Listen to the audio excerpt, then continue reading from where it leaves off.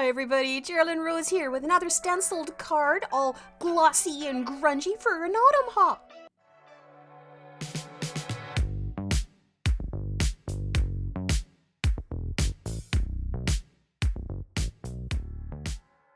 This stenciled card was for the Bounty of the Season Autumn Hop. Happens every second Sunday, hosted by Valley Oak Paper, monthly hop. Get hold of her you want to join. Hop through the other people that are in the list in the description below. I was using Stencilling again because of the hop that had happened last Friday, and I was on that reverse and positive kick still. So you can see I got out some grit paste. This time it was the Crypt from Ranger, and I added some oxide sprays into it, Rusty Hinge and Black Soot, to change the color so that I've got 3 colors now with it. Now I added a lot more water and I slurried it, smeared it over top of the stencil, put the stencil in my splat box, and I sprayed it with some hickory smoke oxide spray so that everything was covered. And this is quite thick with the paste in some spots, so I know it's going to be really nice and grungy. Of course, I've got a paper towel out. I'm squashing that down, but not too hard because I don't want it squishing out from the edges of the stencil. I just want to get a pattern like that, right? Now, because this was a thicker paste, I let it dry. It had to dry for a couple of hours. I did weight down the end so that it didn't curl too badly. Now I'm coming in with the Altenew Elegant Swirls. I have put another stencil over top of it just with circles. I am following the inspiration of Christina Werner from this last week, where she did yellows with dots over top and then these autumn tones of the lovely maroon and the red and then some browns in there. So you can see that I have masked off portions of that stencil and I'm applying my colors kind of in a flow. Not really certain where I was going to do it at the beginning, and I just thought, oh, well, this'll work. And I'm deepening around the edges with some brown oxide. And then I'm going to pull the stencil back, and I'm going to further go in around all of it. So I'll catch some of the white spots that the stencil had between the delineation line between where it was ink stenciled versus where it was paste reverse stenciled. Putting some Versamark just in a few spots, dabbing it through the stencil again because I wanted to bring some shine in. I didn't think that embellishments on this would look really good. So I got out one of the autumn embossing powders. I believe I got that from Michael's. It's a chunky one and it has mixed tones of copper and golds and blacks and stuff. So I heat embossed it up. It went really well with the tones. And then we're slapping down all of the things that we're going to die cut out. And I was doing 2 cards. You can see the other one up in the top. I'll probably try linking it for you if you want to go check it out. It was the other one for that other stencil hop. Running them through my big shot. For this one I used the Spellbinders Happy Fall and the Altenew Fine Circle Frames.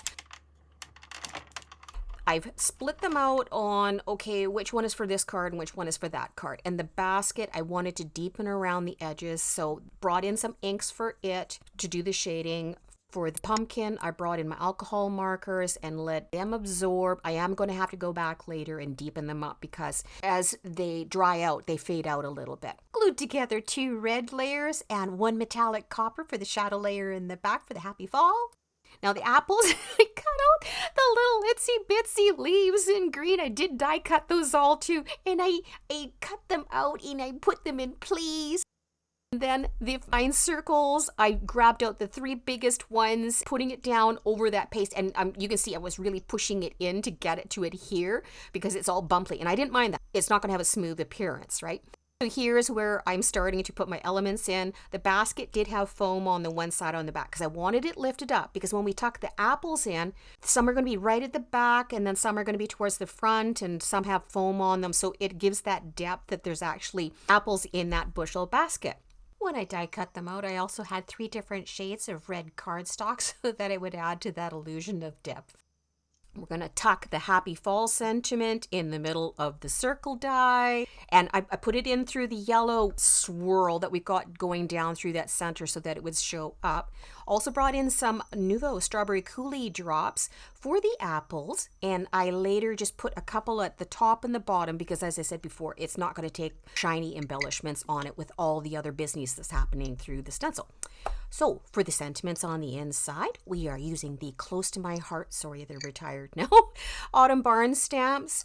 I'm using red and yellow tones, and then I brought in some of the leaves from that set. Leaves that sort of match the swirl that's on the stencil on the front. And you can see I'm dabbing the colors here in different spots and then using a brush to merge them out, to blend them out, each of them individually, because I didn't want to contaminate like the yellow with the others.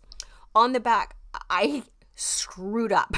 I actually sort of double stamped that a little bit. That's the first time I've done that in so long. So I thought, okay, I'll fix it. This wouldn't be me if we didn't have mishaps happening, right? So I thought, oh, I can fix that just by putting like a leaf over top of it. And then I double stamped that and it made it worse. So I did end up putting some alcohol markers on it to kind of blend it out. On the inside of the card, I'm jumping back. I'm just like, I just ignore the back. Ignore the back. And I put the stencil in with the light yellow tones. I'm going to glue the panel down on the front here. It wasn't too warped, so I wasn't worried about having to put ultra sticky tape on it.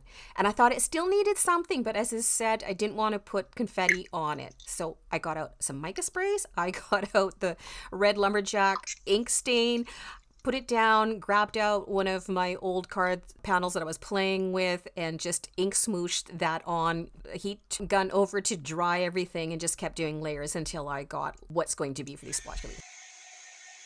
We'll use the Sizzix Fall Foliage die set. I'm placing the leaves in spot. I'll pop them through.